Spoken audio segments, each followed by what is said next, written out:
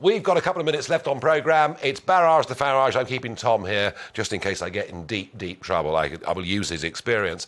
Barry asks me, what do you think about the lowering of the voting age? Blimmin' ridiculous. I think that to vote, you should also be able to stand. I don't want 16-year-olds being in Parliament as MPs. Any thoughts, Tom, on the voting age? I think it's 18. I agree with you. Yeah, I think 18's right. Julie asks, what does Musk's ownership of Twitter mean for ordinary folk? I'll tell you this, Twitter is not the real world, and I get that, but so much of what you read in newspapers, see on television, and hear on radio comes through Twitter. Those, the opinion formers, the journalists, they are addicted to Twitter.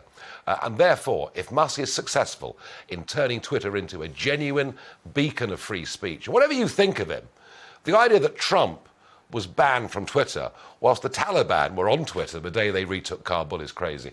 I mean, you're on the left of politics, I'm on the right, free speech? I think free speech. And I'm a great admirer of Musk. Yeah, I think he is sensational. His rocket works, it's great. The electric car is terrific. I don't know why anyone should be against him. And I think the idea of opening up Twitter is right. And the fact that the left are screaming blue murder proves he's right. Well, I think I agree. The illiberal liberals, as I generally call them.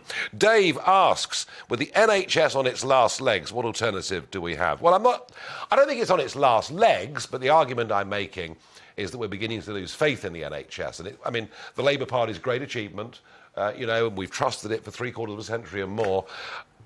I was interviewing a GP earlier on this programme, and she said half of her consultation now are patients complaining they can't get an appointment. There is a problem now. Oh, huge problem. I mean, the bureaucracy is horrendous, and the private sector does it so much better.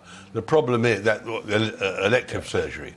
The problem is the people, the managers, the structure, and the motive. And what's interesting is in Europe, where they have state health service, nobody has copied the NHS. No other country. No, and they have more insurance base in France and all the rest of it. And isn't that fascinating? You see Tom here, who, self-describes as being on the left, but makes arguments like the private sector does things so much better.